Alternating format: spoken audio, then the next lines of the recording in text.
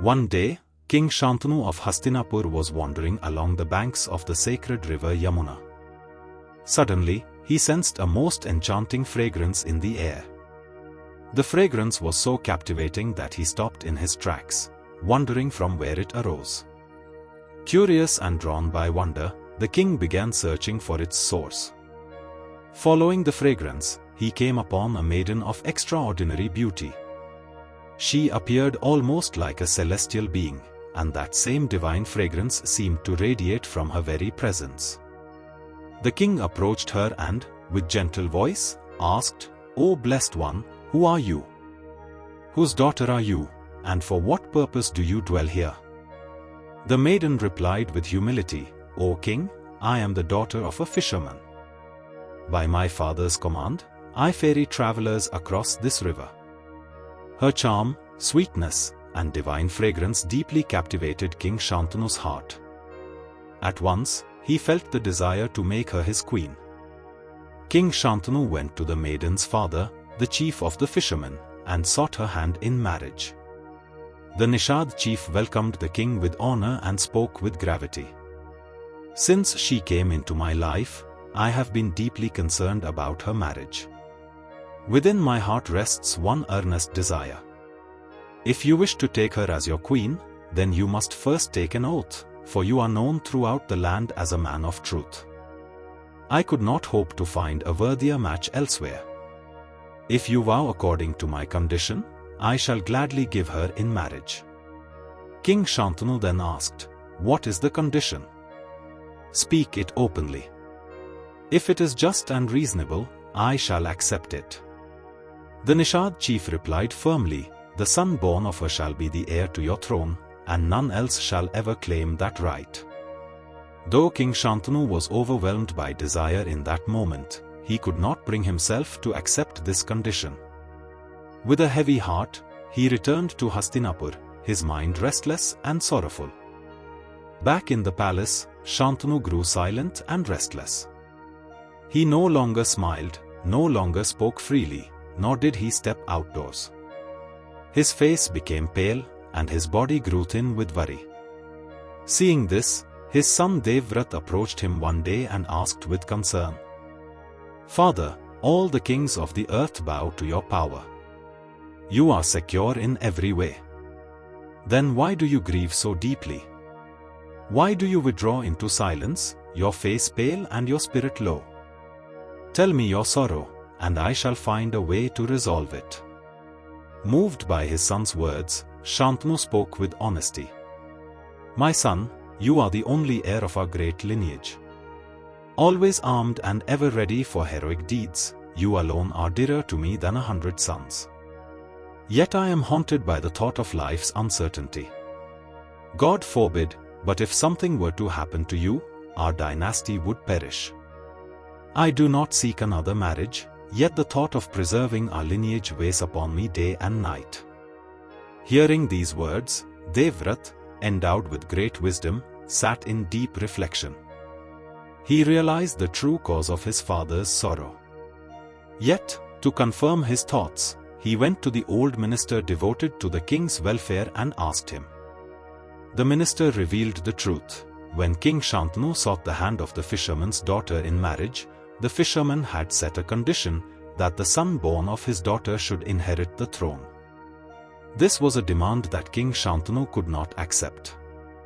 Determined to fulfill his father's desire, Devavrata gathered the elders, chiefs, and warriors of the court and journeyed to the dwelling of Dasraj, the fisherman.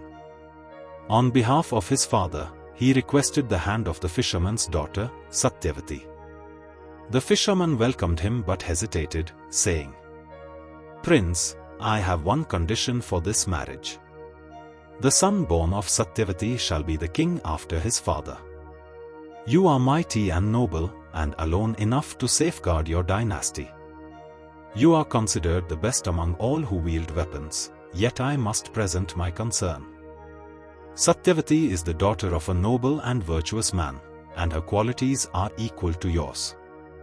Her father has often said that only King Shantanu is worthy to marry her. But as her guardian, I see one potential difficulty. If you, the son of Shantanu, stand as a rival to any son born of my daughter? How could her children ever hope to rule? Whoever is your enemy, whether Gandharv or demon, would not survive. For this reason, I could not accept any proposal lightly." Hearing this, Devrata stood firm before the assembled chiefs and declared, "I vow that the sons born of this maiden shall be the rightful heirs to Hastinapur. I renounce all claim to the throne." Still doubtful, the fisherman asked, "But what if your own sons later challenge hers?" In a voice that seemed to shake the very assembly, Devrata proclaimed, "I make this vow before heaven and earth. I shall remain celibate all my life. I have never spoken a lie since my birth. I shall never have children, and I shall never marry. My father's lineage will continue only through the sons of this maiden." These words struck the heavens with power. The gods, the rishis, and the apsaras showered flowers from above, exclaiming, "This is Bhishma, the terrible.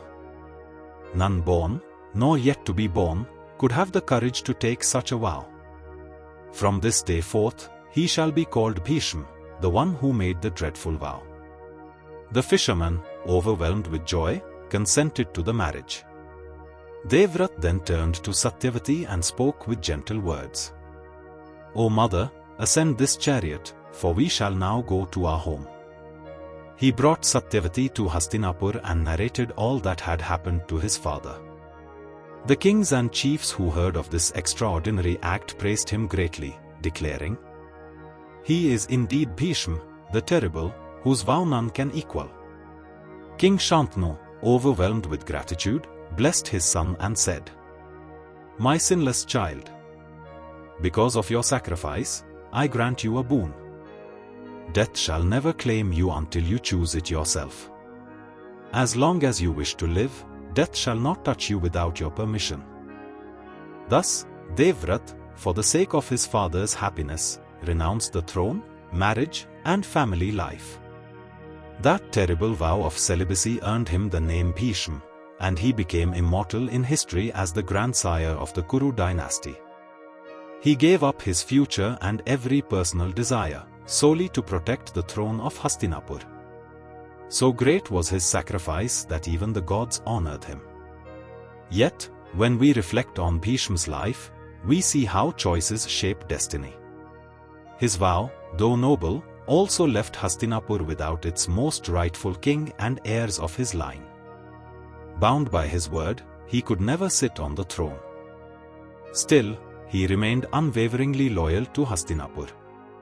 It was this loyalty to the throne that made him fight on the side of the Kauravas, the sons of Dhritarashtra, even though he knew their path was unrighteous. In this way, his sacrifice, born of love and Dharma, also set the stage for the war of Kurukshetra. The Mahabharata presents Bhishma as the very embodiment of truth and duty. For him, breaking a vow was worse than death, and he upheld his word even when it cost the kingdom stability. But for us, the lesson is deeper. Vows and sacrifices must be guided not by rigidity, nor by carelessness, but by wisdom. Dharma is that which upholds balance and justice. Sometimes, unbending adherence can cause suffering. At other times, adaptation is the higher path. And so, Bhishma's life teaches us both the glory and the burden of selfless vows. He stands as the protector of Hastinapur, the invincible warrior, and the great teacher who imparted eternal wisdom from the bed of arrows. Yet his story also reminds us to reflect: should vows be absolute, or should they bend when the greater good is at stake? That is the timeless question the Mahabharata leaves for us all. What do you think, dear listeners? Share your reflections in the comments. Like, share, and subscribe to Vibes of Divinity, and until next time, inspire and stay inspired.